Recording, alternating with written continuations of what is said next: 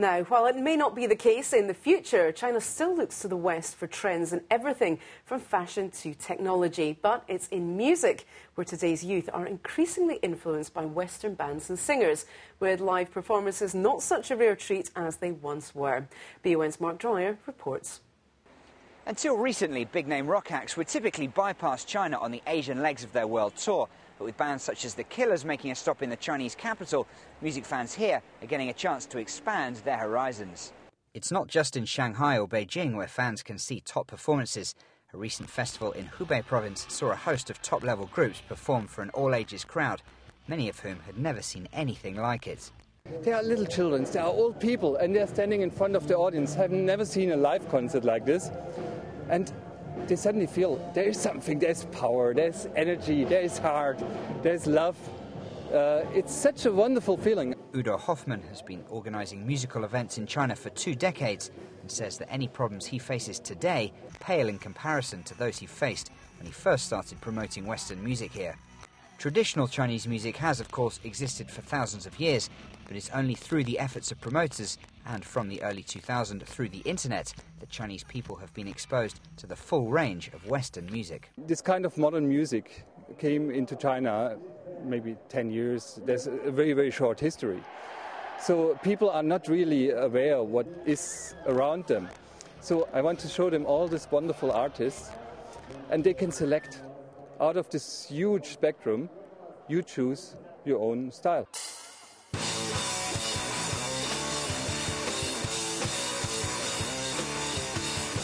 Local bands like Subs are at the forefront of the relatively young Chinese rock scene as the country plays catch-up with its musical history.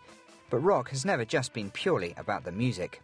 Rock music has always been a form of protest, a form of rebellion, a way of getting out teenage angst. It could be sexual angst, it could be political, although not nearly as political as some people in the West like to make it to be.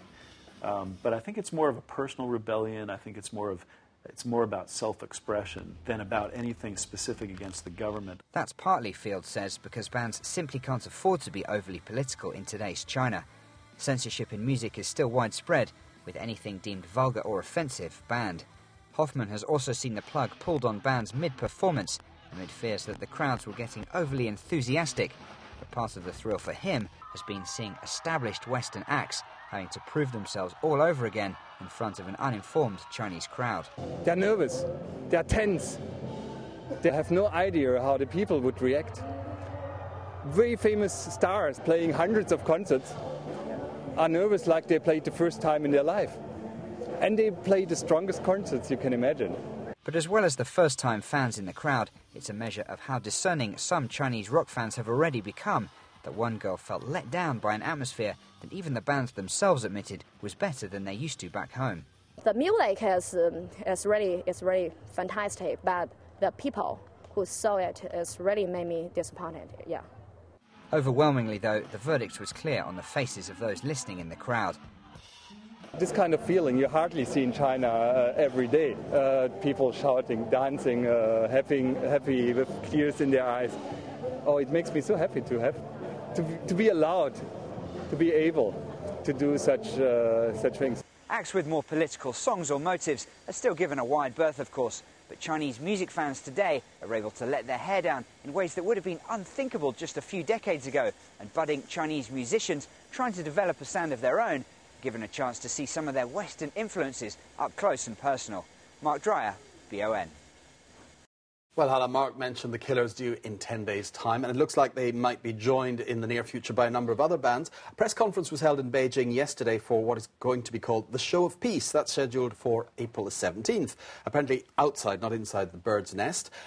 Jimmy Page, former Led Zeppelin guitarist, was at the press conference, and it was announced that amongst the groups slated to come to Beijing, the Black Eyed Peas, Joey Kramer and Joe Perry from Aerosmith, Lady Gaga and 50 Cent. Will you be going to any of those? Oh, I certainly will if they come, Fergus. It has to be said there is a fair amount of scepticism being expressed at the news that all these new artists are going to perform in Beijing. Certainly one comment on the Beijinger blog, a very popular blog here in Beijing, saying that if 50 Cent is given a permit to perform in China, I'll eat my copy of the magazine. I think this following on from the vast list of no-shows that have previously been announced in Beijing and have yet to make an appearance. Now, do stay with us. Coming up next, we'll have Question of the Day. Don't go away.